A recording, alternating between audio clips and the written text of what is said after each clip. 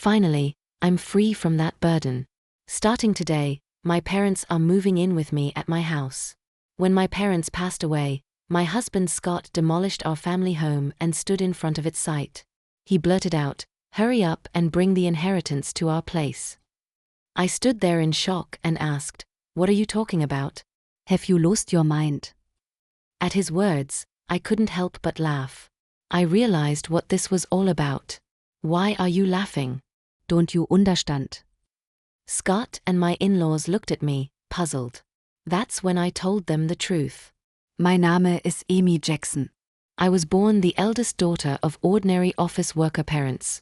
I have one brother, and we were a very normal family. I married Scott when I was 30, and we had 2 kids. Balancing work and parenting, I suddenly found myself at 52. My son Eric and daughter Judy had grown up to be adults, each living on their own and starting their careers.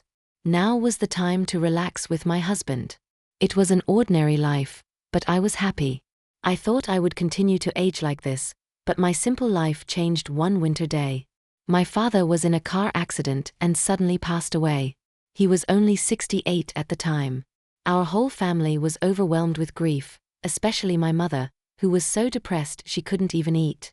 Mom, I know it's hard, but you have to eat," I told her again and again. "I know, but I just don't have the appetite. It feels like there's something stuck in my chest," she replied. My brother and I thought she was just emotionally distressed and watched her for a while. However, she rapidly lost weight in just 3 weeks. Worried, I took her to the hospital. The diagnosis from the doctor was shocking: cancer. The cancer was advanced, and surgery wasn't an option. She had about a year left to live. I hadn't had the chance to really take care of my parents yet. When I thought I had lost my father, now my mother was facing this illness. I was even more devastated than when my father passed, but I couldn't grieve forever. My brother lived far away and couldn't help, so it was up to me to take care of my mother. I told Scott that I wanted to live with my mother. I couldn't leave her alone, both emotionally and physically, during her illness, but Scott's reaction surprised me. "We just finished dealing with your dad's funeral, and now I have to be dragged into more of your family's issues," he said with a sigh, clearly annoyed. You don't have to say it like that. "Can't you just drive her to the hospital and back? Do we really have to live with her?" I asked. "I think she might feel lonely. If it's not okay, maybe I can just live at my family home for a while," I suggested. Scott became indignant. "And who's going to take care of my meals while you're gone? I'll come and cook, of course. What about cleaning? Who's going to do the laundry?" he demanded. I fell silent. I intended to do what I could, but I couldn't do everything as before. Being confronted with this reality hurt. If someone said I was being selfish for wanting to care for my mother, I wouldn't be able to argue back. I'm sure my mother, being considerate, would say everything is fine as it is, but I really wanted to do something for my parents. "Fine, but I'm not helping with anything, you hear?" Scott grudgingly said to my silence. His attitude was arrogant, but he had ultimately agreed. "I'm sorry and thank you," I said. Although I thought he was being awful, he had agreed to my wish. I suppressed my desire to argue back and thanked him. Despite the trouble, Scott and I started living with my mother at my family home. We had originally been living in a house provided by Scott's employer. Scott was an only child, and since his father really wanted us to live together, we didn't plan on buying our own home. We were going to eventually move in with Scott's parents. Living in the company housing was more convenient for work, and the rent was only about $11,000 a month, so it wasn't a big burden. But now that we've moved to my family home, we don't have to pay that anymore, and we have more space. I think living together wasn't all bad for Scott. True to his word, Scott didn't help with anything, but I'm glad I could live with my mother. She seemed energetic, but she often felt weak and spent a lot of time lying down during the day. I prepared her meals, fed her, and managed her medication. It would have been impossible for her to do all that alone. I'm sorry, Amy. "Thank you. It's a big help that you're here with me." "I should thank Scott too," my mother said, expressing her gratitude many times. She was unaware of the harsh words Scott had said about living together, so she was grateful to him too. One evening, After my mother had gone to bed and Scott returned home, I brought up the subject of my mother's treatment while serving dinner. Scott glared at me and said, "I don't know what you want me to say. I told you I'm not helping with anything," refusing even to listen. I needed someone to vent to, someone to consult. All I wanted was for Scott to listen. Even after 2 months, 3 months, Scott's attitude didn't change. He constantly complained about living together, acting as if he was doing a great favor, and his behavior became more obnoxious day by day. But I couldn't say anything against it. Between worrying about my mother and being considerate of Scott, I was becoming more stressed. Around the time of the 2-year prognosis, my mother's condition worsened rapidly, and she was hospitalized. 5 days later, she passed away. Although I had prepared myself mentally, I was devastated. My brother's family and my children came right away and helped a lot, but in times like this, you really want your spouse by your side. However, Scott was laughing and chatting with his parents in a corner, not helping with the funeral preparations at all. My brother had taken the lead role in the preparations, and somehow we got everything ready for the funeral. But Scott, who should have been sitting in the family section, was at the very back of the relative section. "Scott, I want you to sit in the family section," I said. He replied, "No, I'm fine here." I'm not a blood relative, after all. "But you're my husband," I said. Then his mother chimed in, "He's your husband, but he's not your mother's son.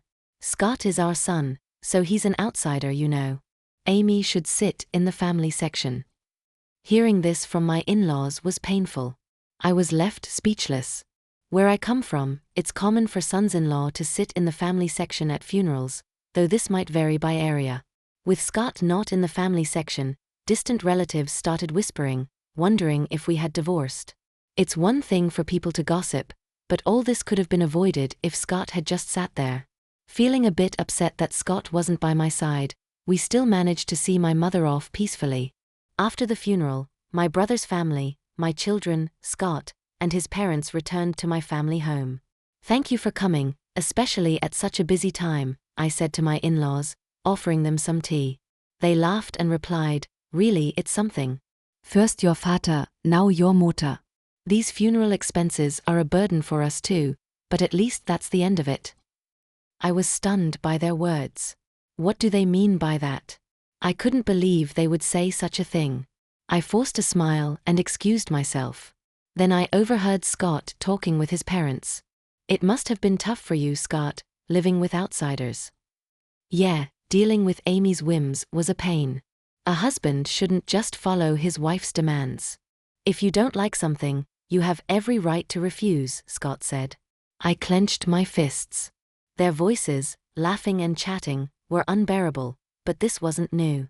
Scott's parents had always been insensitive and rude. When Scott and I got married, his mother said, "Couldn't you find someone more attractive? I can't expect much for grandchildren." His father joked, "They say beauty gets boring after 3 days." With Amy, you won't get bored. And Scott just laughed. Reflecting back, neither Scott nor his parents had said a single comforting word to me, either at my father's funeral or after my mother's passing. Instead, they ridiculed me. I had felt sorry for imposing on Scott, but now I questioned his behavior as a person. I had been too concerned about Scott while just wanting to do right by my mother. I realized I shouldn't have felt so guilty towards Scott, especially since he wasn't supportive. While I simmered in anger, Scott and his parents continued to laugh and chat in another room. If my brother's family and my kids had heard them, they would have been upset, but fortunately, they were in the kitchen. I was relieved to be the only one who heard Scott and his parents' conversation. Then my mother-in-law spoke up. "Amy," she called. "Yes," I replied, startled. "Can I have this?" she asked, holding my mother's purse. Confused, I stammeret. "Oh well, your Mutter won't be needing it anymore, right?" Scott suggested I take it home. "Maybe I'll just keep it," she said, holding up the purse and inspecting it. I couldn't believe her audacity, especially right after the funeral. I took the purse from her and said firmly, "No, you can't." Her expression changed, not because of the purse, but because I, her daughter-in-law, stood up to her. Jet I stot my ground. "We're not ready to sort through my mother's belongings yet. We'll distribute her keepsakes among the family later." My mother-in-law turned red with anger. What do you mean? Are you saying I'm an outsider? You said earlier at the funeral that even Scott was an outsider to my mother. How come Scott is an outsider, but your family isn't? I retorted. Hearing this, Scott and his father also turned red. What are you saying? Apologize to Mom. How disrespectful of a daughter-in-law to talk like that. Their commotion drew everyone from the other room. I didn't expect to be called an outsider after all the effort we put into attending the funeral. Let's go home, Dad.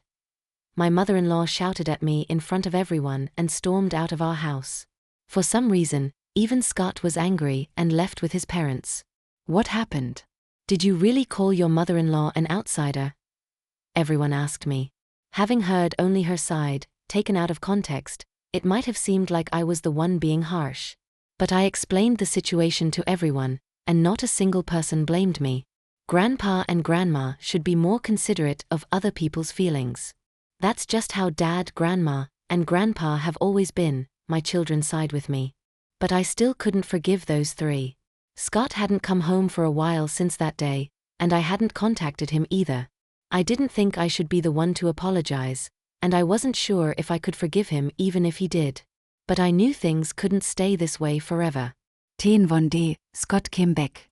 Welcome home, I greeted him, suppressing the anger that flared up at the sight of him. It's been tough, huh? His gruff words were an attempt at showing concern, and I was taken aback. Take the kids and go on a trip. It'll be a good change of scenery for you, he said, handing me travel vouchers. I was speechless. Instead, tears started to stream down my face. It might have been the kids' idea, but I was touched that Scott went along with it. I immediately contacted the kids to plan the trip. Really? Dad suggested this? It's surprising, isn't it? The kids were astonished by my proposal. It seemed like it really was a gift from Scott. I wonder if Dad feels bad about what happened, I said, laughing. I gratefully accepted the travel vouchers from Scott. I'll be off then. Yeah, take your time. Stay with the kids at their places too, why not? Really? I can't be away that long. Don't worry about me. I'll relax at my parents'. Just enjoy yourself. With that, Scott sent me off. Judy was happy to have me visit, so before the spa trip, I stopped by her place and then Gary's. I hadn't been able to visit them while caring for my mother, so I helped out by cooking and freezing meals for them. Mom, you should relax, but thanks. This really helps, they both said, delighted to have my cooking at home. This opportunity was all thanks to Scott's suggestion. Then came the eagerly awaited spa trip. I spent a relaxing time at the hot springs with my children. The weariness from caregiving and the sorrow of losing my parents seemed to have healed quite a bit. I was away for almost a week, but both my kids returned to their homes with bright smiles. That was fun. We should thank Dad for once. True, just this once, but I wonder if he's up to something, Judy joked. Don't say that. Dad thought about us in his own way, I laughed. When I returned home, planning to share the memories with Scott and start our life anew as a couple, I was speechless. What, the house is? I looked around in disbelief. Despite recognizing the location, the family home that should have been there was gone. Then, out of nowhere, Scott appeared, followed by his parents. They were grinning at me, standing there dumbfounded. Scott, what's going on? I asked. With the same sickening smile, Scott said, finally, I'm rid of that baggage. Starting today, my parents are moving in with me at my house. What are you talking about? I replied, trying to stay calm. Have you lost your mind? Your family home has been demolished. Bring the inheritance to our place quickly. Whatever you inherited, it's Scott's now. I realized then that the disappearance of the house was Scott's doing, and it was all for the inheritance. Such betrayal. After thinking about the future on my way home, I was filled with indescribable sadness and anger. But demolishing the house won't go Scott's way. I won't let it. I burst into laughter at the sight of their smirking faces. My laughter baffled Scott and his father. Why are you laughing? What a weird woman. Has she gone crazy? My mother-in-law said, looking at me as if I were eerie. Facing the three of them, I spoke up. Don't you guys know what you're talking about? I haven't inherited a single penny, so there's no inheritance. After saying that, I burst into laughter again. They had mistakenly thought they'd become rich from the inheritance. Their wild imaginations and actions had me in uncontrollable laughter. What do you mean? Explain yourself. Scott demanded, but I kept my mouth shut. I felt no need to enlighten them. Before that, I'm not going to live with strangers. If you want to live together, go ahead alone. Ignoring Scott's question and rejecting his suggestion made my mother-in-law furious. You helped with your parents' housework, but you can't do ours? You're aware of the circumstances, right? I agreed to live together, didn't I? She yelled. I told you I didn't want to live together. Have you forgotten that you chose to live together to avoid housework? I refuted them one after another. Also, demolishing the family home like that, there are things you just shouldn't do. I yelled at them and then left. Behind me, Scott's voice called out, Where are you going? But I didn't look back. Right now, I needed to find a place to sleep for the night, and I really didn't want to see Scott's face. I immediately consulted a lawyer. Demolishing a house couldn't be that easy. The house was still in my mother's name. As I wondered which company had done it, an unbelievable truth came to light. Scott and his father had demolished it themselves. His father, who worked in demolition, enlisted the help of acquaintances and even rented heavy machinery. The planning was meticulous. Moreover, they even gave me travel vouchers to get rid of me. Tears welled up in my eyes at the realization of being deceived. The frustration was unbearable. Is there any way to punish all three of them? I tearfully explained my situation. The lawyer smiled at me kindly. Scott unlawfully demolished the house in your mother's name. He could be charged with property destruction and held liable for damages. Let's start by demanding a formal apology from Scott and his parents. I nodded in agreement, and the lawyer quickly took the necessary actions. A few days later, Scott called me, furious about the legal notice he received. What's with this certified letter? He yelled. Oh, you got it? You destroyed my precious house, so of course you have to compensate, I replied. Kompensate? We said we were moving to my parents' place. I demolished a house that nobody was going to live in. You should be thanking me, not asking for compensation. Now bring the inheritance and come back home, he said arrogantly. Thank you for demolishing my house? Don't make me laugh. And what inheritance? It's not even settled yet. I shouted back. Scott was silent, seemingly taken aback by my anger, which I rarely displayed. The reason I laughed when the house was demolished was exactly this. I had a whole year with my mother. It was obvious that we would discuss matters of inheritance, so I told my brother I didn't want anything and to give it all to him. As a result, he inherited all the cash and stocks. He insisted that I should have the house since he lived far away and couldn't manage it. If I wasn't going to live there, it could be rented out. That was the plan. Either you and your father restore the house to its original state, or pay the amount specified in the letter.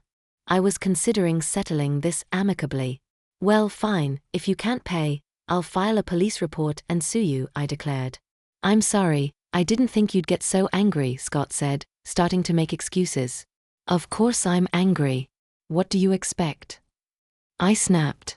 Scott seemed to think that if my family home was gone, he wouldn't have to live with his parents.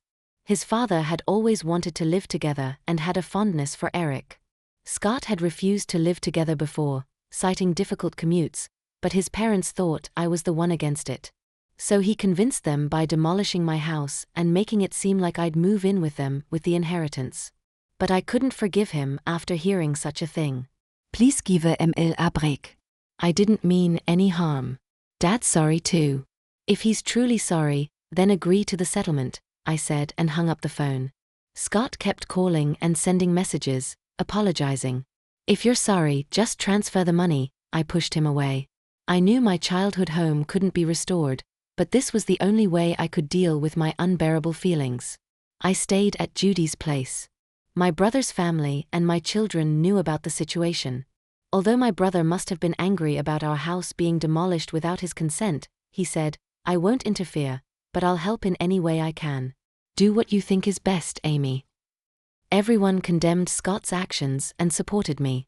A month passed without any compensation or alimony payment from Scott. During that time, there was no contact from him. I couldn't stay with Judy forever. I wanted to get the money as soon as possible to at least establish a living foundation. Contrary to my wishes, something unbelievable happened. It was revealed by Judy. "This apron looks a lot like Grandma's," she said, showing me her smartphone screen. I was surprised when I saw it. It was a listing on a flea market app. The apron Judy mentioned, similar to my mother's, was a unique one I had made for her. "What? This is Grandma's apron." "I made it, so I'm sure," I said. Judy quickly checked other listings. The seller seemed to have recently joined the app, with no transactions or reviews yet. There were nearly 50 items listed, and to my horror, all of them belonged to my mother. I immediately realized it was Scott. He was the only one who could have taken my mother's belongings after demolishing the house. I called Scott right away. "What's this about the app?" I asked. "App?" Scott responded, sounding annoyed. Don't play dumb. "You're selling Mom's things without permission, aren't you?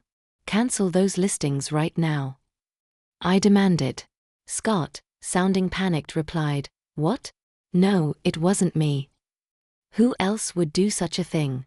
I'm coming over right now to get everything back," I said and hung up. Then I immediately headed to Scott's parents' house with Judy. "Where are Mom's things?" I demanded as soon as we arrived, confronting Scott at the door. "I don't know anything about it," he stuttered. "Tell the truth, Dad." Judy joined me in pressuring Scott. He seemed flustered. Scott's parents noticed our presence and came out. "Oh, Judy, you're here," Scott's mom greeted, smiling at the sight of her granddaughter. Angry, Judy said, "Grandma, tell Dad to tell the truth." "The truth." "Grandma's belongings that passed away recently. Dad seems to be selling them," Judy said. At Judy's words, Scott's mom burst into laughter. Scott, with a troubled look, kept repeating, "It really wasn't me." Then his mother loudly exclaimed, "Scott is selling them? That's impossible. I am the one selling them." I felt my blood run cold. Scott probably knew about it. With a look that almost said, "This is bad," he turned to his mother.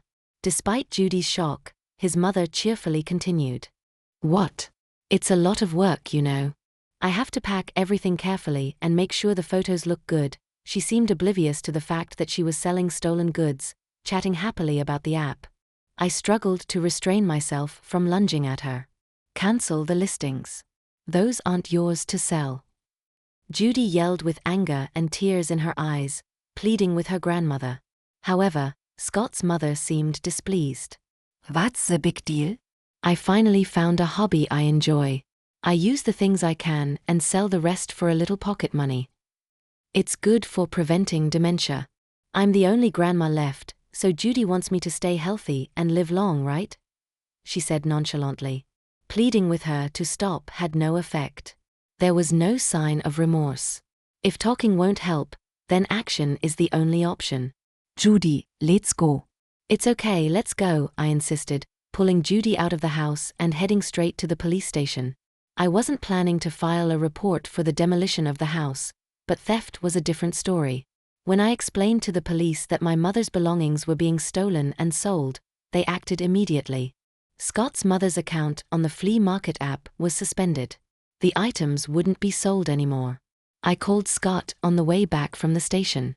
"I had your mother's account stopped. You knew about it, right?" "Jure complicit." "No, ii." "I filed a police report about this. Please cooperate with the investigation." Scott became frantic. "What? We're family, right? Withdraw it, please." "Family? You still haven't paid any compensation for the house or alimony, and there's no sign of remorse." Faced with my shouting, Scott was taken aback. Despite everything, I still had feelings for Scott, having lived with him for so long. Sighing, I said, "I'll wait for the money, but I won't forgive the theft." "Return everything." And Scott, Your father looked quite unwell. Has he seen a doctor? What, I'm not a monster, so just passing on that message, I said and hung up. Scott's father, whom I had just seen, was alarmingly thin and hadn't spoken much. His complexion was more than just pale, it was unnaturally dark. His ill health was obvious, but that family probably hadn't noticed. His wife was nonchalant, selling stolen items, and Scott only acted tough with me. They lacked any real concern for others. The next day, I received a call from Scott's father. Expecting it to be a thank you call, I answered. I got the complete opposite reaction. What do you mean by treating me like a sick person, planning to dump me in a hospital to get rid of the hassle? I need to protect Scott and my wife from you. I'm not going to any hospital, he scolded. It was shocking to be reprimanded when I was just concerned. Sorry for overstepping. I was just worried, I said. I'm not frail or short-lived like your parents. Don't make a fool of me, he snapped. I was infuriated by his words, but a few days later, he apparently felt unwell enough to visit the hospital. The diagnosis was terminal cancer. Scott kallet me in a panik. That's got terminal cancer. What am I going to do? I just snorted. I don't know. What did he say when I suggested going to the hospital? He said, I'm not frail or short-lived like your parents, so deal with it yourself. How can you be so heartless, Amy? I never thought you'd be such a person. Did you ever say a single warm word when my mother was sick? Reflect on your own actions, I said and hung up. As expected, Scott's father passed away soon after. As a human being, I didn't want to harbor negative feelings towards the deceased, but recalling everything that had been done and said, I couldn't shed a tear. After his funeral, his will was found. Despite all this talk of not being short-lived, he had made thorough preparations. The house goes to the grandson, Eric. The rest of the estate is to be divided between my wife and eldest son. I was surprised to see Eric's name. Scott's father had always favored him, wanting to live with him.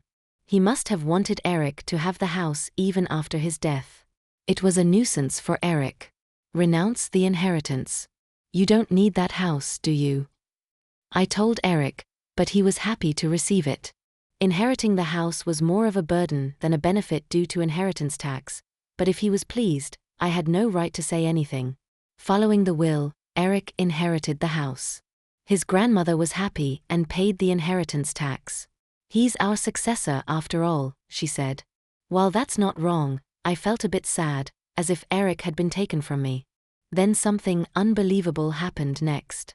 Come over to our house, Scott's call prompted me to head straight to his parents' house.